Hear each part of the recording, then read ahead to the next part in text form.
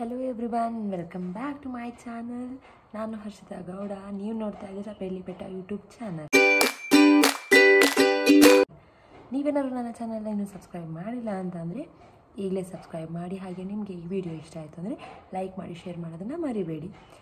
Okay, ನಾನು ಈ ವಿಡಿಯೋದಲ್ಲಿ ಏನು ಹೇಳೋಕ್ಕೆ ಮಾಡ್ತಾಯಿದ್ದೀನಿ ಅಂತ ಅಂದರೆ ನನ್ನ ವೆಯ್ಟ್ ಲಾಸ್ ಜರ್ನಿ ಹೇಗಿತ್ತು ಅಂತ ನಾನು ಹೇಳ್ತಾ ಬರ್ತೀನಿ. ನನಗೆ ಡೆಲಿವರಿ ಆಗಿ ಅಂದರೆ ನನ್ನ ಬೇಬಿ ಆಗಿ 1.6 ಇಯರ್ಸ್ ಆಯಿತು. ಸೊ ನಾನು ಅದಕ್ಕೆ ಒಂದು ಕ್ವಿಕ್ ನನ್ನ ವೆಯ್ಟ್ ಲಾಸ್ ಆಗಿದ್ದ ಒಂದು ಜರ್ನಿನ ಹೇಳೋಣ ಅಂತೇಳಿ ಈ ವಿಡಿಯೋ ಮಾಡ್ತಾಯಿದ್ದೀನಿ. ನನ್ನ ಪ್ರೆಗ್ನೆನ್ಸಿನಲ್ಲಿ ನಾನು 89 kgsವರೆಗೂ ಕೂಡ ಹೋಗಿದ್ದೆ. ನನಗೆ ಡೆಲಿವರಿ ಆದಾಗ ನಾನು ಒಂದು 4-5 kgs ಏನೋ ಕಮ್ಮಿ ಆಗಿದೆ, ಒಂದು 84-85 ಇದ್ದೆ ಅಷ್ಟೇ. ಸೊ ನನ್ನ ಊರು ಬಂದ್ಬಿಟ್ಟು ಶಿವಮೊಗ್ಗ, ನನ್ನ ತಾಯಿ ಮನೆ. ನನ್ನ ಬಾಣಂತನ ಆಗಿದ್ದು ಕೂಡ ಅಲ್ಲೇ. ಸೊ ನಾವು ಅಲ್ಲೇ ಇದ್ವಿ. ಅಲ್ಲಿ ಹೇಗಿತ್ತು ಅನ್ನೋದನ್ನು ಈಗ ಹೇಳ್ತೀನಿ. ನಾನು ವೆಯ್ಟ್ ಲಾಸ್ ಮಾಡಿದ ರೀತಿನ ನೀವು ಕೇಳಿದ್ರೆ ಶಾಕ್ ಆಗೋದಂತೂ ಖಂಡಿತ. ಬಿಕಾಸ್ ನಾನು ಯಾವುದೇ ಥರ ಎಕ್ಸಸೈಸ್ ಮಾಡಿಲ್ಲ, ಯಾವುದೇ ಥರ ಡಯಟ್ ಮಾಡಿಲ್ಲ, ಯಾವುದೇ ಜಿಮ್ಗೂ ಹೋಗಿಲ್ಲ, ಅಥವಾ ವೆಯ್ಟ್ ಲಾಸ್ ಮಾಡೋಕ್ಕೋಸ್ಕರ ಯಾವುದೇ ಥರ ಪೌಡರ್ ಆಗಿರಲಿ ಅಥವಾ ಯಾವುದೇ ಥರ ಡ್ರಿಂಕ್ಸ್ ಆಗಿರಲಿ, ಮೀನ್ಸ್ ಅಜ್ವಾನ್ ವಾಟರ್ ಅಥವಾ ಏನೇನು ತೊಗೊಂಡಿಲ್ಲ. ನಾನು ಯಾವುದೇ ಥರ ಸಪ್ರೇಟಾಗಿ ಪೌಡರ್ ಆಗಲಿ ಇನ್ನೊಂದಾಗಲಿ ಮತ್ತೊಂದು ಯೂಸ್ ಮಾಡೇ ಇಲ್ಲ. ಮತ್ತು ನಾನು ವೆಯ್ಟ್ ಲಾಸ್ ಮಾಡಬೇಕು ಅಂತ ಕೂಡ ನನ್ನ ಮೈಂಡಲ್ಲಿ ಇರಲಿಲ್ಲ. ಬಿಕಾಸ್ ನನಗೆ ಏನಿತ್ತು ಅಂತಂದರೆ ನನ್ನ ಪೋಸ್ಟ್ ಬಾಟಮ್ ರಿಕವರಿ. ನನಗೆ ವೆಯ್ಟ್ ಲಾಸ್ ಮಾಡಬೇಕು ಅನ್ನೋದಕ್ಕಿಂತ ನಾನು ಮುಂಚೆ ಹೇಗಿದ್ನೋ ಹಾಗಿರಬೇಕು ಅನ್ನೋದು ನನ್ನ ಮೈಂಡಲ್ಲಿ ಇತ್ತು. ಬಟ್ ಅದಕ್ಕೋಸ್ಕರ ನಾನು ಏನೂ ವರ್ಕೌಟ್ ಮಾಡಿರಲಿಲ್ಲ ಇನ್ನೂ ಸಹಿತ. ಬಿಕಾಸ್ ನನ್ನ ಬಾಣಂತನ ಮುಗಿಲಿ ಅನ್ನೋ ಕಾರಣಕ್ಕೋಸ್ಕರ ನಾನು ಸುಮ್ಮನೆ ಇದ್ದೆ. ಬಿಕಾಸ್ ಬ್ರೆಸ್ಟ್ ಫೀಡ್ ಮಾಡ್ತಿರೋದ್ರಿಂದ ಸಖತ್ತು ಹಸಿವಾಗ್ತಿತ್ತು. ಅದು ಬ್ರೆಸ್ಟ್ ಫೀಡ್ ಮಾಡೋ ಮದರ್ಸ್ಗೆ ಎಲ್ಲರಿಗೂ ಗೊತ್ತಿರುತ್ತೆ ಎಷ್ಟು ಹಸಿವಾಗುತ್ತೆ ಅನ್ನೋದನ್ನು ಗೊತ್ತಾಗುತ್ತೆ. ಯಾಕೆಂದರೆ ಪದೇ ಪದೇ ಮಗುಗೆ ಫೀಡ್ ಮಾಡ್ತಿರೋದ್ರಿಂದ ಬೇಗ ಹಸಿವಾಗುತ್ತೆ, ಸುಸ್ತಾಗುತ್ತೆ. ಸೊ ನಾನು ಅಂದ್ಕೊಂಡೆ ಬೇಡ, ಬ್ರೆಸ್ಟ್ ಫೀಡಿಂಗ್ ನಿಲ್ಲಿಸೋವರೆಗೂ ವೆಯ್ಟ್ ಲಾಸ್ ಬಗ್ಗೆ ಚಿಂತೆ ಮಾಡೋದು ಬೇಡ. ಹಾಗೇನಾದ್ರು ನಾನು ಡಯಟ್ ಮಾಡೋದಾಗಿರಲಿ ಮತ್ತೊಂದಾಗಿರಲಿ ಫುಡ್ಡಲ್ಲಿ ಏನಾದ್ರು ಕಂಟ್ರೋಲ್ ಮಾಡಿದೆ ಅಂತ ಅಂದರೆ ಬೇಬಿಗೆ ಹಾಲು ಕಮ್ಮಿ ಆಗುತ್ತೆ ಅನ್ನೋ ಒಂದು ಮೈಂಡ್ ಸೆಟ್ ಇತ್ತು ನನಗೆ. ಸೊ ನಾನು ಬೇಡ, ಯಾವುದೇ ಥರ ಡಯಟ್ ಮಾಡೋದು ಬೇಡ, ವೆಯ್ಟ್ ಲಾಸ್ ಮಾಡೋದು ಬೇಡ, ಒಂದು 1.5 year 2 years ಆಗಲಿ, ನಾನು ಬ್ರೆಸ್ಟ್ ಫೀಡ್ ಸ್ಟಾಪ್ ಮಾಡಿದ್ಮೇಲೆ ವೆಯ್ಟ್ ಲಾಸ್ ಮಾಡೋದಕ್ಕೆ ಟ್ರೈ ಮಾಡೋಣ ಅಂತ ನನ್ನ ಮೈಂಡಲ್ಲಿ ಇತ್ತು. ಬಟ್ ಐ ಡೋಂಟ್ ನೋ ಹೇಗೆ ವೆಯ್ಟ್ ಲಾಸ್ ಆಯಿತು ಅಂತ ಹೇಳಿ. ನನ್ನ ರುಟೀನ್ ಹೇಗಿತ್ತು ಅಂತ ನಾನು ಹೇಳ್ತೀನಿ.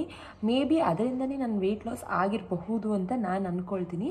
ಸೊ ನನ್ನ ರುಟೀನ್ ಹೇಗಿತ್ತು ಅಂತ ಅಂದರೆ, ನಾನು ಮಾರ್ನಿಂಗ್ ಎದ್ದ ತಕ್ಷಣ ಹಾಟ್ ವಾಟರ್ ಕುಡಿತಾ ಇದ್ದೆ. ಹಾಟ್ ವಾಟರ್ ಅನ್ನೋದಕ್ಕಿಂತ ನಮ್ಮ ಮನೆಯಲ್ಲಿ ನನ್ನ ಬಾಣಂತನಕ್ಕೆ ಯಾವುದೇ ಥರ ರಿಸ್ಟ್ರಿಕ್ಷನ್ಸ್ ಇರಲಿಲ್ಲ. ಮೀನ್ಸ್ ಯಾವುದೇ ಥರ ಪಥ್ಯ ಕೂಡ ಮಾಡಿಸಿರಲಿಲ್ಲ. ಎಲ್ಲ ಥರ ಹಣ್ಣು, ತರಕಾರಿ, ಸೊಪ್ಪು ಪ್ರತಿಯೊಂದನ್ನು ನಮ್ಮಮ್ಮ ನನಗೆ ಕೊಟ್ಟಿದ್ರು. ಬಿಕಾಸ್ ಅವ್ರು ನಂಬಿದ್ರು ಏನಂತ, ಹೆಲ್ದಿಯಾಗಿ ಏನೇ ತಿಂದರೂ ಪಾಪುಗೆ ಪ್ರಾಬ್ಲಮ್ ಆಗೋದಿಲ್ಲ. ಮತ್ತು ಏನು ಕಂಟ್ರೋಲ್ ಮಾಡ್ತಿದ್ದೆ ನಾನು ಆ ಟೈಮಲ್ಲಿ ಅಂತಂದರೆ, ಜಾಸ್ತಿ ಶುಗರ್ ಐಟಮ್ಸ್ ತೊಗೋತಾ ಇರಲಿಲ್ಲ, ಮತ್ತು ಸ್ಪೈಸಸ್ ಜಾಸ್ತಿ ತೊಗೊಳ್ತಾ ಇರಲಿಲ್ಲ. ಹಾಗೆ ವಾಯು ಆಗುವಂಥ ಐಟಮ್ಸ್, ಮುಳುಗಾಯಿ, ಆಲೂಗಡ್ಡೆ ಆ ಥರದನ್ನ ತೊಗೊಳ್ತಾ ಇರಲಿಲ್ಲ. ಬಿಟ್ಟರೆ ಬೇರೆ ಯಾವುದೇ ಥರ ಫುಡ್ನಲ್ಲೂ ನಾನು ಕಂಟ್ರೋಲ್ ಮಾಡಿರಲಿಲ್ಲ. ಹಾಗೆ ವಾಟರ್ ವಿಷಯದಲ್ಲೂ ಅಷ್ಟೇ, ನಾನು ನೀರು ಕುಡಿಯೋ ವಿಷಯದಲ್ಲಿ ಯಾವುದೇ ಥರ ಕಾಂಪ್ರಮೈಸ್ ಆಗೇ ಇರಲಿಲ್ಲ. ನನಗೆ ಎಷ್ಟು ಬೇಕೋ ಅಷ್ಟು ನೀರು ಕುಡಿಯೋ ಅಂತ ಹೇಳಿ ನಮ್ಮಮ್ಮ ಹೇಳಿದರು. ಸೊ ನಾನು ಬಿಸಿನೀರನ್ನ ಯಾವಾಗಲೂ ಫ್ಲಾಸ್ಕಲ್ಲಿ ಹಾಕಿ ನನ್ನ ಪಕ್ಕದಲ್ಲಿ ಇಟ್ಕೊಳ್ತಾ ಇದ್ದೆ. ನನಗೆ ಯಾವಾಗ ಕುಡಿಬೇಕು ಅನಿಸ್ತಿತ್ತೋ ಅವಾಗ ಚೆನ್ನಾಗಿ ಕುಡಿದಿದ್ದೆ. ಬಿಕಾಸ್ ನೀರು ಚೆನ್ನಾಗಿ ಕುಡಿಲ್ಲ ಅಂತ ಅಂದರೆ ಕಾನ್ಸ್ಟಿಪೇಷನ್ ಆಗೋ ಚಾನ್ಸಸ್ ತುಂಬ ಇರುತ್ತೆ. ಸೊ ನಾನೇನು ಮಾಡಿದೆ, ಚೆನ್ನಾಗಿ ನೀರನ್ನ ಕುಡಿತಾ ಇದ್ದೆ. ಈ ಥರ ಪ್ರಾಬ್ಲಮ್ ನನಗೆ ಯಾವುದು ಬರಬಾರ್ದು ಅನ್ನೋದು ನನಗಿತ್ತು. ಸೊ ನೀರಿಂದ ಏನೂ ಪ್ರಾಬ್ಲಮ್ ಆಗೋಲ್ಲ. ಕೆಲವೊಬ್ರು ಹೇಳ್ತಾರೆ ನೀರು ಜಾಸ್ತಿ ಕುಡಿದ್ರೆ ಹೊಟ್ಟೆ ಬರುತ್ತೆ, ಹೊಟ್ಟೆ ತುಂಬ್ಕೊಳ್ಳುತ್ತೆ, ದಪ್ಪ ಆಗ್ತಾರೆ ಅಂತ ಹೇಳ್ಬಿಟ್ಟು ನೀರನ್ನ ಕಂಟ್ರೋಲ್ ಮಾಡ್ತಾರೆ. ನೀರನ್ನ ಯಾವುದೇ ಕಾರಣಕ್ಕೂ ಕಂಟ್ರೋಲ್ ಮಾಡಬಾರ್ದು. ನೀರನ್ನ ಕಂಟ್ರೋಲ್ ಮಾಡಿದ್ರೆ ಕಾನ್ಸ್ಟಿಪೇಷನ್ ಖಂಡಿತ ಆಗುತ್ತೆ. ಬಾಣಂತನ ಟೈಮ್ನಲ್ಲಿ ಎಸ್ಪೆಷಲಿ ಆ ಟೈಮಲ್ಲಿ ನಾವು ಏನಾದರೂ ನೀರು ಕಡಿಮೆ ಕುಡಿದ್ವಿ ಅಂತ ಅಂದರೆ ಕಾನ್ಸ್ಟಿಪೇಷನ್ ಆಗೋ ಚಾನ್ಸಸ್ ತುಂಬ ಇರುತ್ತೆ. ಸೊ ಅದೊಂದಿತ್ತು ನನಗೆ. ಮತ್ತು ಎಲ್ಲ ಥರ ಹಣ್ಣು ತರಕಾರಿನೂ ಕೊಡ್ತಾಯಿದ್ರು. ಮತ್ತು ಹಣ್ಣು ನಾನು ಡೈರೆಕ್ಟಾಗಿ ತಿಂತಾ ಇರಲಿಲ್ಲ. ಮಿಡ್ ಮಾರ್ನಿಂಗ್ ಅಂದರೆ ಮಾರ್ನಿಂಗ್ ಬ್ರೇಕ್ಫಾಸ್ಟ್ ಆಗಿ ಒಂದು 2 hours ಆದಮೇಲೆ ನನಗೆ ಮತ್ತೆ ಹೊಟ್ಟೆ ಹಸಿವಾಗ್ತಿತ್ತಲ್ಲ, ಆ ಟೈಮ್ನಲ್ಲಿ ನನಗೆ ಡೈಲಿ ಒಂದೊಂದು ಫ್ರೂಟಿಂದು ಮಿಲ್ಕ್ ಶೇಕ್ ಮಾಡಿಕೊಡ್ತಾಯಿದ್ರು. ಜ್ಯೂಸ್ ಮಾಡಿಕೊಡ್ತಾ ಇರಲಿಲ್ಲ, ಮಿಲ್ಕ್ ಶೇಕ್ ಮಾಡ್ತಾಯಿದ್ರು. ಹಾಲು ಹಾಕಿಬಿಟ್ಟು ಆ ಫ್ರೂಟ್ ಏನಿರುತ್ತೆ ಅವಾಗ ಮ್ಯಾಂಗೋ, ನನಗೆ ಡೆಲಿವರಿ ಆಗಿದ್ದು ಏಪ್ರಿಲಲ್ಲಿ, ಸೊ ಅವಾಗ ಮ್ಯಾಂಗೋ ಸೀಸನ್ ಇತ್ತು. ಸೊ ಮ್ಯಾಂಗೋ ಮಿಲ್ಕ್ ಶೇಕ್ ಜಾಸ್ತಿ ಕುಡಿತಿದ್ದೆ. ಮ್ಯಾಂಗೋ ಕೊಡ್ತಾಯಿದ್ರು, ಆ್ಯಪಲ್ ಕೊಡ್ತಾಯಿದ್ರು, ಆಮೇಲೆ ಚಿಕ್ಕು ಕೊಡ್ತಾಯಿದ್ರು. ಈ 3 ಥರದ್ದು ಜ್ಯೂಸನ್ನ ಮಿಲ್ಕ್ ಶೇಕ್ನ ನಾನು ಕುಡಿತಾ ಇದ್ದೆ. ಸೊ ಅದೊಂದು ರೂಟೀನ್ ಇತ್ತು ನನಗೆ. ಮತ್ತು ಬಿಸಿ ಬಿಸಿಯಾಗೆ ಊಟ ಮಾಡ್ತಾಯಿದ್ದೆ, ಬಿಸಿ ಬಿಸಿಯಾಗಿ ತಿಂತಾಯಿದ್ದೆ, ಬಿಸಿ ಬಿಸಿಯಾಗೆ ಊಟ ಮಾಡ್ತಾಯಿದ್ದೆ. ಮತ್ತು ಇನ್ನೊಂದೇನು ಅಂತ ಅಂದರೆ, ನನಗೆ ಮಾರ್ನಿಂಗ್ ಬ್ರೇಕ್ಫಾಸ್ಟಲ್ಲಿ ಈಗ ಹಸಿಮೆಣಸು ಅದನ್ನೆಲ್ಲ ಯೂಸ್ ಮಾಡ್ತಾ ಇರಲಿಲ್ವ, ಸ್ವಲ್ಪ ಖಾರ ಕಮ್ಮಿ ಇರ್ತಿತ್ತು ಅಥವಾ ಏನು ಸ್ಪೈಸ್ ಅನಿಸ್ತಿರ್ಲಿಲ್ವಲ್ಲ. ಹಾಗಾಗಿ ನಾನು ಕೆಲವೊಂದು ಸತಿ ಏನು ಪ್ರಿಫರ್ ಮಾಡ್ತಿದ್ದೆ ಅಂದರೆ ಬರೀ ಗಂಜಿ ಕುಡಿತಾಯಿದ್ದೆ, ತಿಂಡಿ ತಿಂತಾ ಇರಲಿಲ್ಲ, ಗಂಜಿ ಕುಡಿತಿದ್ದೆ. ಬರೀ ಚಿರೋಟಿ ರವೆನ ಹುರಿದು ಸ್ವಲ್ಪ ಹಾಲು ಹಾಕಿ, ಬೆಲ್ಲ ಹಾಕಿ, ಒಂದು ಸ್ವಲ್ಪ ಏಲಕ್ಕಿ ಹಾಕಿ ನಮ್ಮಮ್ಮ ಗಂಜಿ ಮಾಡಿಕೊಡ್ತಾಯಿದ್ರು. ಸೊ ಅದನ್ನು ಕುಡಿತಾ ಇದ್ದೆ. ಯಾವಾಗೆಲ್ಲ ತಿಂಡಿ ನನಗೆ ತಿನ್ನೋಕೆ ಅನ್ನಿಸ್ತಾ ಇರಲಿಲ್ಲ ಅಥವಾ ಆ ಥರ ಅನ್ನಿಸ್ತಾ ಇತ್ತು, ಉಪ್ಪಿಟ್ಟು ಆ ಥರ ಏನಾದ್ರು ನಮ್ಮಮ್ಮ ಮಾಡಿದಾಗ ನನಗೆ ಇಷ್ಟ ಆಗ್ತಿರಲಿಲ್ಲ, ಆವಾಗ ನಾನು ಗಂಜಿನ ಕುಡಿತಾ ಇದ್ದೆ. ಓಕೆ, ಮಧ್ಯಾಹ್ನ ನಾರ್ಮಲಾಗಿ ಅಡುಗೆ ಮಾಮೂಲಿ ಸಾರು ಮಾಡ್ತಾಯಿದ್ರು, ಸ್ವಲ್ಪ ಸ್ಪೈಸಸ್ ಎಲ್ಲ ಕಮ್ಮಿ ಹಾಕಿ ಬಿಸಿ ಬಿಸಿ ಅನ್ನ ನನಗೆ ಎಷ್ಟು ಬೇಕು ಹೊಟ್ಟೆ ತುಂಬಷ್ಟೇ ನಾನು ತಿಂತಾ ಇದ್ದೆ, ಯಾವುದೇ ಥರ ಕಮ್ಮಿ ಮಾಡಿಲ್ಲ. ಆಮೇಲೆ ಮತ್ತೆ ಒಂದು 4-5 ಅಷ್ಟೊತ್ತಿಗೆ ಹಾಲು ಕುಡಿತಾ ಇದ್ದೆ. ಕಾಫಿ ಕುಡಿತಿದ್ದೆ, ಆದರೆ ತುಂಬ ದಿವಸ ಏನು ಕುಡಿಲಿಲ್ಲ ಕಾಫಿನ. ಒಂದು 1.5-2 ಮಂತ್ಸ್ವರೆಗೂ ಕಾಫಿ ಕುಡಿದೆ ಅಷ್ಟೇ. ಆಮೇಲೆ ಹಾಲನ್ನೇ ಕುಡಿತಿದ್ದೆ, ಬಿಕಾಸ್ ನನಗೆ ಖಾರ ಮಾಡಿಕೊಟ್ಟಿದ್ರು. ಖಾರ ಅಂದರೆ ಗೊತ್ತಿರುತ್ತೆ, ಎಲ್ಲ ಥರ ಡ್ರೈ ಫ್ರೂಟ್ಸ್ನ ಹಾಕಿಬಿಟ್ಟು ಪೌಡರ್ನ ಮಾಡಿಟ್ಕೊಳ್ತಾರೆ. ಬಟ್ ಕೆಲವೊಬ್ರು ಅದನ್ನು ಉಂಡೆ ಮಾಡಿ ತಿಂತಾರೆ. ನನಗೆ ಪೌಡರ್ ಮಾಡಿ ಕೊಟ್ಟಿದ್ರು ನಮ್ಮಮ್ಮ, ಯಾಕೆ ನನಗೆ ಉಂಡೆ ಅದರಲ್ಲಿ ಅಷ್ಟೆಲ್ಲ ಇಂಟ್ರೆಸ್ಟ್ ಇರಲಿಲ್ಲ. ಸೊ ನಾನು ಹಾಲು ಕುಡಿತಾ ಇದ್ದೆ ಚೆನ್ನಾಗಿ. ಸೊ ಪೌಡರ್ ಮಾಡಿದ್ರು, ಹಾಲು ಜೊತೆಗೆ ಹಾಕ್ಕೊಂಡು ಕುಡಿಬೋದು ಅಂತ ಹೇಳ್ಬಿಟ್ಟು ನಾನು ಕೂಡ ಪೌಡರ್ ಮಾಡಿಸ್ಕೊಂಡಿದ್ದೆ. ಅದನ್ನು ಸಂಜೆ ಕುಡಿತಾ ಇದ್ದೆ. ಆಮೇಲೆ ಒಂದು 7:30-8 ಗಂಟೆ ಅಷ್ಟೊತ್ತಿಗೆ ಮತ್ತೆ ನಾರ್ಮಲ್ ಊಟ ಮಾಡ್ತಾಯಿದ್ದೆ. ಮತ್ತು ರಾತ್ರಿ 10 ಗಂಟೆ 10:30 ನಾನು ಮಲಗೋದು ಸ್ವಲ್ಪ ಲೇಟ್ ಆಗ್ತಾಯಿತ್ತು. ಮಧ್ಯಾಹ್ನ ಯಾಕೆಂದರೆ ಸ್ವಲ್ಪ ನಿದ್ದೆ ಮಾಡ್ತಾ ಇದ್ದರೆ ಸ್ವಲ್ಪ ಲೇಟಾಗಿ ಮಲಗ್ತಾ ಇದ್ದೆ. ಒಂದು 10:30 ಅಷ್ಟೊತ್ತಿಗೆ ಇನ್ನೂ ಒಂದು ಗ್ಲಾಸ್ ಹಾಲು ಕುಡಿತಾ ಇದ್ದೆ. ಅಲ್ಲಿಗೆ ಒಟ್ಟು ನಾನು 3 ಟೈಮ್ಸ್ ಹಾಲು ಕುಡಿತಿದ್ದೆ. ಬೆಳಗ್ಗೆ ಎದ್ದ ತಕ್ಷಣ ಕುಡಿತಿದ್ದೆ, ಸಂಜೆ ಮತ್ತೆ ಕುಡಿತಾ ಇದ್ದೆ, ಮತ್ತು ರಾತ್ರಿ ಮಲಗೋ ಟೈಮಲ್ಲಿ ಕುಡಿತಿದ್ದೆ. 3 ಟೈಮ್ಸ್ ನಾನು ಜಾಸ್ತಿ ಮಿಲ್ಕ್ ಕುಡಿತಿದ್ದೆ. ಬಟ್ ಶುಗರ್ನ ಯೂಸ್ ಮಾಡ್ತಾ ಇರಲಿಲ್ಲ, ಕಂಪ್ಲೀಟಾಗಿ ಶುಗರ್ನ ನಾನು ಬಿಟ್ಬಿಟ್ಟಿದ್ದೆ. ಬಿಕಾಸ್ ನನಗೆ ಶುಗರ್ ಇಂಟ್ರೆಸ್ಟ್ ಕೂಡ ಇರಲಿಲ್ಲ ಆ ಟೈಮಲ್ಲಿ. ಶುಗರ್ ಬೇಕು ಅಂತೇನಿಲ್ಲ, ಯಾಕೆಂದರೆ ಆಲ್ಟರ್ನೇಟಿವ್ ಇತ್ತು ನನಗೆ. ಯಾಕೆಂದರೆ ಅದೇ ಖಾರ ಮಾಡಿಕೊಟ್ಟಿದ್ರಲ್ವ, ಅದ್ರ ಜೊತೆಗೆ ಬೆಲ್ಲ ಹಾಕಿದ್ವಿ. ಸೊ ಅಲ್ಲಿಗಲ್ಲಿ ಮ್ಯಾಚ್ ಆಗ್ತಿತ್ತು. ಸೊ ಶುಗರ್ನ ನಾನು ಜಾಸ್ತಿ ಕನ್ಸಂಪ್ಷನ್ ಮಾಡಿಲ್ಲ. ಮೇ ಬಿ ಅದೇ ರೀಸನ್ ಇರ್ಬೋದೇನೋ, ನನ್ನ ವೆಯ್ಟ್ ಲಾಸಿಗೆ ಒಂದು ರೀಸನ್ ಇರಬಹುದು. ವೆಯ್ಟ್ ಲಾಸಿಗೆ ಶುಗರ್ನ ನಾನು ಯೂಸ್ ಮಾಡಿಲ್ಲ. ಹಾಗೆ ಇನ್ನೊಂದೇನು ಅಂತಂದರೆ, ನಮ್ಮಮ್ಮನ ಮನೆ ಹೇಗಿತ್ತು ಅಂತಂದರೆ, ಕೆಳಗಡೆ ಅದು ಡ್ಯೂಪ್ಲೆಕ್ಸ್ ಮನೆ, ಕೆಳಗಡೆ ಅಡುಗೆ ಮನೆ ಇತ್ತು, ಮೇಲ್ಗಡೆ ನನ್ನ ಬೆಡ್ರೂಮ್ ಇತ್ತು. ಸೊ ಊಟಕ್ಕೆ ಹಾಲು ಕುಡಿಯೋದಕ್ಕೆ ಪ್ರತಿಯೊಂದಕ್ಕೂ ನಮ್ಮಮ್ಮ ಎಲ್ಲ ಕೆಳಗೆ ಇರ್ತಿದ್ರು, ಬಿಕಾಸ್ ನಮ್ಮ ಅಂಗಡಿ ಅಟ್ಯಾಚ್ ಇತ್ತು. ಸೊ ನಮ್ಮಮ್ಮ ಅಂಗಡಿಲೇ ಇರ್ತಿದ್ರು ಅಂತ ಹೇಳ್ಬಿಟ್ಟು, ನನಗೆ ಮೇಲೆ ಜಾಸ್ತಿ ಹೊತ್ತು ಒಬ್ಬಳೇ ಇರೋಕ್ಕಾಗ್ತಿಲ್ಲ ಅಂತ ಹೇಳ್ಬಿಟ್ಟು ಏನು ಮಾಡ್ತಿದ್ದೆ, ಪಾಪು ಎದ್ದಾಗೆಲ್ಲ ಕರ್ಕೊಂಡು ಕೆಳಗೆ ಒಂದು ಬೆಡ್ರೂಮ್ ಇತ್ತಲ್ಲ, ಅಲ್ಲಿ ಪಾಪುನ ಮಲಗಿಸಿ ನನ್ನ ಅಮ್ಮನ ಜೊತೆ ಕೂತ್ಕೊಂಡು ಮಲ್ಕೊಂಡು ಅಲ್ಲೇ ಮಾತಾಡ್ಕೊಂಡು ಅಲ್ಲೇ ಟೈಮ್ ಸ್ಪೆಂಡ್ ಮಾಡ್ತಾಯಿದ್ದೆ. ಬಟ್ ಕೆಲವೊಂದು ಸತಿ ಪಾಪು ಮಲಗಿದ್ದಾಗ ಏನು ಮಾಡ್ತಿದ್ದೆ, ಮೇಲೆ ಕೆಳಗೆ ತುಂಬ ಓಡಾಡ್ತಾ ಇದೆ. ಹೆಚ್ಚು ಕಮ್ಮಿ ದಿನಕ್ಕೆ ಒಂದು 20-30 ಟೈಮ್ಸ್ ಸ್ಟೆಪ್ಸ್ ಹತ್ತೋದು, ಸ್ಟೆಪ್ಸ್ ಇಳಿಯೋದು, ಸ್ಟೆಪ್ಸ್ ಹತ್ತೋದು, ಸ್ಟೆಪ್ಸ್ ಇಳಿಯೋದು. ಇದೇ ನನ್ನ ಎಕ್ಸಸೈಸು ಅಂತ ಅನ್ಕೋಬೋದು. ಇಷ್ಟು ಮಾಡಿದ್ದೆ ನಾನು ಜಾಸ್ತಿ ಅದರಲ್ಲಿ. ಏಕೆಂದರೆ ಜಾಸ್ತಿ ಹೇಳ್ತಿದ್ರು ನಮ್ಮಮ್ಮ, ಜಾಸ್ತಿ ಓಡಾಡಬೇಡ, ಜಾಸ್ತಿ ಹೊತ್ತು ಕೂತ್ಕೋಬೇಡ, ಜಾಸ್ತಿ ಮೆಟ್ಲತ್ತಿ ಇಳಿಬೇಡ ಅಂತ. ಬಟ್ ನನಗೆ ಅದರಿಂದ ಏನು ಪ್ರಾಬ್ಲಮ್ ಇಲ್ಲ. ನನಗೆ ನಾರ್ಮಲ್ ಡೆಲಿವರಿ ಆಗಿರೋದ್ರಿಂದ ಒಂದು 10-15 ಡೇಸ್ ಸ್ವಲ್ಪ ಕಷ್ಟ ಆಗ್ತಿತ್ತು ಕೂರೋದಕ್ಕೆ, ಓಡಾಡೋದಕ್ಕೆ, ಮೆಟ್ಲತ್ತೋದಕ್ಕೆಲ್ಲ ಸ್ವಲ್ಪ ಕಷ್ಟ ಆಯಿತು. ಬಿಟ್ಟರೆ 15 ಡೇಸ್ ಮೇಲೆ ನಾನು ಆರಾಮಾದೆ. ಆಮೇಲಿಂದ ಚೆನ್ನಾಗಿ ಮೆಟ್ಲತ್ತೋದು, ಕೆಳಗಡೆ ಇಳಿಯೋದು, ಓಡಾಡೋದು, ಮಾತಾಡೋದು, ಕೂತ್ಕೊಳ್ಳೋದು ಎಲ್ಲ ಮಾಡ್ತಾಯಿದ್ದೆ. ಸ್ವಲ್ಪ ನನಗೆ ಬ್ಯಾಕ್ ಪೇಯ್ನ್ ಬಂದಿದ್ದು ಹೌದು. ಒಂದು 3 ಮಂತ್ಸ್ವರೆಗೂ ಬ್ಯಾಕ್ ಪೇಯ್ನ್ ಇತ್ತು. ಅದಾದಮೇಲೆ ಮತ್ತೆ ನಾರ್ಮಲ್ ಆದ್ವಿ, ಅಷ್ಟೊಂದೇನು ನನಗೆ ಬ್ಯಾಕ್ ಪೇಯ್ನ್ ಕಾಣಿಸ್ತಿಲ್ಲ. ಸೊ ನಾನು ಒಂದು 8 ಮಂತ್ಸ್ ಆಗೋಷ್ಟೊತ್ತಿಗೆ ಒಂದು 6-7 ಮಂತ್ಸ್ವರೆಗೂ ನಾನು ಫ್ಯಾಟೇ ಇದ್ದೆ. ಇದಕ್ಕಿದ್ದಂಗೆ ಏನಾಯಿತು ಅಂತ ಗೊತ್ತಿಲ್ಲ, 8 ಮಂತ್ಸಿಂದ ಸ್ಟಾರ್ಟ್ ಆಯಿತು. 5 kg ಕಮ್ಮಿ ಆದೆ, 3 kg ಕಮ್ಮಿ ಆದೆ, 10 kg ಕಮ್ಮಿ ಆದೆ. ಹೀಗೆ ತುಂಬ ವೆಯ್ಟ್ ಲಾಸ್ ಆಗೋಕ್ಕೆ ಸ್ಟಾರ್ಟ್ ಆಗಿಬಿಡ್ತು.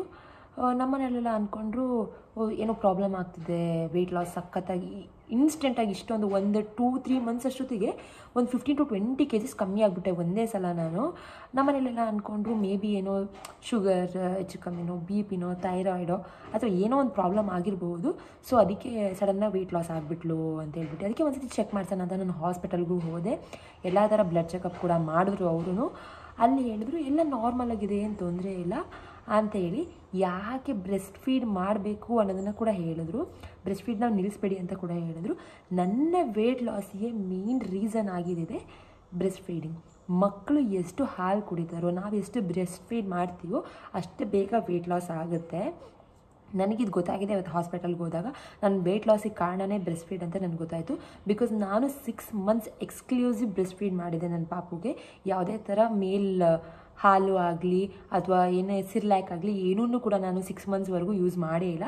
ಮತ್ತು 6 to 7 ಆಲ್ಮೋಸ್ಟ್ 8 ಕಂಪ್ಲೀಟ್ ಆಗೋವರೆಗೂ ಅಷ್ಟೇ 1 ಅಥವಾ 2 ಟೈಮ್ಸ್ ಮಾತ್ರ ಅವನಿಗೆ ಸರಿ ಅಥವಾ ಮೇಲ್ಗಡೆ ಫುಡ್ ಕೊಡ್ತಿದ್ದೆ. ಇನ್ನು ಮಿಕ್ಕಿ ಟೈಮೆಲ್ಲ ಅವ್ನು ಯಾವಾಗ ಹಸು ಅಂದ್ರೂ ಅಳ್ತಾ ಇದ್ರು ನಾನು ಬ್ರೆಸ್ಟ್ ಫೀಡೇ ಮಾಡ್ತಾಯಿದ್ದೆ.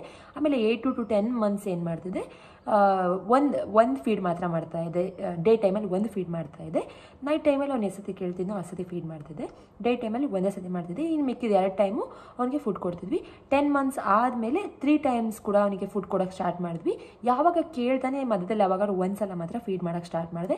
ಮತ್ತು 12 ಮಂತ್ಸ್ ನಂತರ ಆಲ್ಮೋಸ್ಟ್ ನಾನು ಡೇ ಫೀಡಿಂಗ್ನ ನಿಲ್ಲಿಸೇ ಬಿಟ್ಟಿದ್ದೆ. ಅವ್ನು ಮಲಗಬೇಕಾದ್ರೆ ಮಾತ್ರ ಒಂದು ಸ್ವಲ್ಪ ಹೊತ್ತು ಹಾಲು ಕುಡಿಸಿ ಮಲಗಿಸಿದೆ, ಬಿಟ್ಟರೆ day time full feeding cut ಮಾಡಿಬಿಟ್ಟಿದ್ದೆ ನಾನು. ಆಮೇಲೆ 1.3 ಆಯಿತು, 1.4 ಆಯಿತು, 4 ಮಂತ್ಸ್ ಆಯಿತು ಅವನಿಗೆ 1 ವರ್ಷದ ಮೇಲೆ. ಆಮೇಲೆ ನಾನು ಮತ್ತೆ ಯಾಕೋ ವೀಕ್ ಆಗ್ತಾಯಿದ್ದೀನಿ ಅಂತ ಹೇಳ್ಬಿಟ್ಟು ಎಲ್ಲರಿಗೂ ಅನ್ಸೋಕ್ಕೆ ಸ್ಟಾರ್ಟ್ ಆಯಿತು. ಸೊ ಅವ್ನು ಹಾಲು ಜಾಸ್ತಿ ಕುಡಿತಾನೆ. ನೈಟ್ ಟೈಮ್ ಫೀಡ್ ಇನ್ನೂ ಇತ್ತು, ನಾನು ನೈಟ್ ಟೈಮ್ ಫೀಡ್ ಮಾಡ್ತಿದ್ದೆ. ಅವ್ನು ಎಸತಿ ಕೇಳಿದ್ರು ನೈಟ್ ಟೈಮ್ ಫೀಡ್ ಮಾಡ್ತಿದ್ದೆ. ಎಲ್ಲ ಏನಂದ್ರು ತುಂಬ ವೀಕ್ ಆಗ್ತಾ ಇದೆಯಾ, ಸಣ್ಣ ಆಗ್ತಿದ್ಯಾ, ಚೆನ್ನಾಗಿ ಕಾಣಿಸಲ್ಲ ನೋಡೋದಕ್ಕೆ, ಬಿಡಿಸ್ಬಿಡು, ಫೀಡಿಂಗ್ ಬಿಡಿಸ್ಬಿಡು, ತುಂಬ ಫೀಡ್ ಮಾಡ್ತಾ ಇದೆಯಾ, ಅದಕ್ಕೆ ನೀನು ಸಣ್ಣ ಆಗ್ತಾ ಇದೆಯಾ ಅಂತ ಹೇಳ್ಬಿಟ್ಟು ಎಲ್ಲ ಹೇಳೋಕ್ಕೆ ಸ್ಟಾರ್ಟ್ ಮಾಡಿದ್ರು. ಸೊ ನಾನು ಅಂದ್ಕೊಂಡೆ ತುಂಬ ವೆಯ್ಟ್ ಲಾಸ್ ಆದರೆ ಚೆನ್ನಾಗಿರಲ್ಲ, ವೀಕ್ ಆಗಿಬಿಡ್ತೀನಿ ಅಂತ ಹೇಳ್ಬಿಟ್ಟು ನಾನು 1.4 ಅಂದರೆ 1 ವರ್ಷ 4 ತಿಂಗಳಿಗೆ ಬ್ರೆಸ್ಟ್ ಫೀಡ್ನ ನಿಲ್ಲಿಸಿದೆ. ಬಟ್ ಆ್ಯಕ್ಚುಲಿ ನನಗೆ 2 ಇಯರ್ಸ್ವರೆಗೂ ಮಾಡಬೇಕು ಅಂತ ಆಸೆ ಇತ್ತು. ಬಟ್ ತುಂಬ ವೀಕ್ ಆದರೆ ನನಗೂ ಪ್ರಾಬ್ಲಮ್ ಆಗುತ್ತೆ. ಸೊ ನಾನೇನು ಮಾಡಿದೆ, 1.4 ಅಷ್ಟೊತ್ತಿಗೆ ನಿಲ್ಲಿಸ್ಬಿಟ್ಟೆ. ಈಗ ನಂದು ಸೇಮ್ ವೆಯ್ಟ್ ಕಂಟಿನ್ಯೂ ಆಗ್ತಿದೆ. ನನ್ನ ಸೇಮ್ ವೆಯ್ಟ್ ಅಂತಂದರೆ ಈಗ ನಾನು 59 kgs ಇದ್ದೀನಿ. ಆ್ಯಕ್ಚುಲಿ ಈ ವೆಯ್ಟ್ ನಾನು ಬಿಫೋರ್ ಪ್ರೆಗ್ನೆನ್ಸಿ ಕೂಡ ಇರಲಿಲ್ಲ. ನನ್ನ ಮದುವೆ ಆಗೋ ಟೈಮಲ್ಲೂ ಕೂಡ ನಾನು 60, 65, 68ವರೆಗೂ ಇದ್ದೆ. ಬಟ್ ಈ ವೆಯ್ಟ್ ಇದೆಯಲ್ಲ ತುಂಬ ಜಾಸ್ತಿ ನಾನು ಲಾಸ್ ಮಾಡಿರೋದು. ಐ ಡೋಂಟ್ ನೋ ಮತ್ತೆ ಯಾವಾಗ ಪುಟ್ ಆನ್ ಆಗ್ತೀನಿ ಅಂತ ಗೊತ್ತಿಲ್ಲ. ಬಟ್ ನನ್ನ ರುಟೀನ್ ಮಾತ್ರ ಹಾಗೇ ಇದೆ, ಮುಂಚೆ ಹೇಗಿತ್ತು ಹಾಗೆ. ಬಟ್ ಹಾಲು ಕಮ್ಮಿ ಮಾಡಿದ್ದೀನಿ ಈಗ. ಮುಂಚೆ ಎಲ್ಲ ಫೀಡ್ ಮಾಡ್ತಾಯಿದ್ದೆ, ಸೊ ಹಸು ಜಾಸ್ತಿ ಆಗ್ತಿತ್ತು ಅಂತ ಜಾಸ್ತಿ ಹಾಲು ಕುಡಿತಾ ಇದೆ. ಬಟ್ ಈಗ ಅಷ್ಟಿಲ್ಲ. ಮಾರ್ನಿಂಗ್ ಎದ್ದ ತಕ್ಷಣ ಒಂದು ಹಾಟ್ ವಾಟರ್ ಕುಡಿತೀನಿ 1 ಗ್ಲಾಸಲ್ಲಿ. ಆಮೇಲೆ ಒಂದು 8:39 ಅಷ್ಟೊತ್ತಿಗೆ ಬ್ರೇಕ್ಫಾಸ್ಟ್ ಆಗುತ್ತೆ. ಮತ್ತು 1 o'clock ಅಷ್ಟೊತ್ತಿಗೆ ಊಟ. ಮತ್ತು ಸಂಜೆ ಅಷ್ಟೊತ್ತಿಗೆ ಏನಾದ್ರು ಲೈಟಾಗಿ ಸ್ನ್ಯಾಕ್ಸು, ಒಂದು ಕಪ್ ಟೀ ಕುಡಿತೀನಿ. ಮತ್ತು ರಾತ್ರಿ 8:30-9 ಗಂಟೆಗೆ ಊಟ ಮಾಡ್ತೀವಿ ಅಷ್ಟೇ. ಈಗ ರುಟೀನ್ ನಂದಿಷ್ಟೇ ಇರೋದು. ಮುಂಚೆ ಅಷ್ಟು ಹಾಲು ಕುಡಿತಾನೂ ಇಲ್ಲ. ಬಟ್ ಈಗಾದರೂ ಅಷ್ಟೇ ನಾನು ನನ್ನ ಶುಗರ್ನ ತುಂಬ ಕಂಟ್ರೋಲ್ ಮಾಡಿದ್ದೀನಿ. ಶುಗರ್ನ ಜಾಸ್ತಿ ಯೂಸ್ ಮಾಡಲ್ಲ. ಏನೇ ಕುಡಿತೀನಿ, ಏನೇ ಕಾಫಿ ಕುಡಿತೀನಿ, ಟೀ ಕುಡಿತೀನಿ ಅಂತಂದರೂ ನಾವು ಅದಕ್ಕೆ ಬೆಲ್ಲನೇ ಯೂಸ್ ಮಾಡ್ತಾಯಿದ್ದೀನಿ. ಬಿಕಾಸ್ ಏನೋ ಗೊತ್ತಿಲ್ಲ, ನನ್ನ ಶುಗರ್ ಕಟ್ ಮಾಡೋದ್ರಿಂದ ನನ್ನ ವೆಯ್ಟ್ ಲಾಸ್ ಆಗ್ತಿದೆ ಅನ್ನೋ ಒಂದು ಮೈಂಡ್ಸೆಟ್ ನನಗೆ ಬಂತು. ಸೊ ಅದಕ್ಕೋಸ್ಕರ ಬೇಡ, ಶುಗರ್ನ ಬಿಟ್ಬಿಡೋಣ, ಈ ವೆಯ್ಟ್ನೇ ಮೇಂಟೈನ್ ಮಾಡೋಣ ಅನ್ನೋ ಕಾರಣಕ್ಕೋಸ್ಕರ ಶುಗರ್ನ ಕಟ್ ಮಾಡಿದ್ದೀನಿ. ನೀವು ಏನಾದರೂ ಬ್ರೆಸ್ಟ್ ಫೀಡ್ ಮಾಡ್ತಾ ಇದ್ದೀರಾ ಅಥವಾ ಪ್ರೆಗ್ನೆನ್ಸಿ ಆದಮೇಲೆ ವೆಯ್ಟ್ ಕಮ್ಮಿ ಮಾಡ್ಕೊಳ್ತಾ ಇದ್ದೀರಾ ಅಂತ ಅಂದರೆ ನಾನು ಹೇಳಿರೋ ಟಿಪ್ಸ್ನ ಫಾಲೋ ಮಾಡಿದ್ರೆ ನೀವು ಕೂಡ ಬೇಗ ವೆಯ್ಟ್ ಲಾಸ್ ಮಾಡ್ಕೊಳ್ಬೋದು. ನಿಮಗೇನಾದರೂ ಈ ವಿಡಿಯೋ ಇಷ್ಟ ಆಯಿತು ಅಂತ ಅಂದರೆ ಲೈಕ್ ಮಾಡಿ, ಶೇರ್ ಮಾಡೋದನ್ನು ಮರಿಬೇಡಿ. Thanks for watching.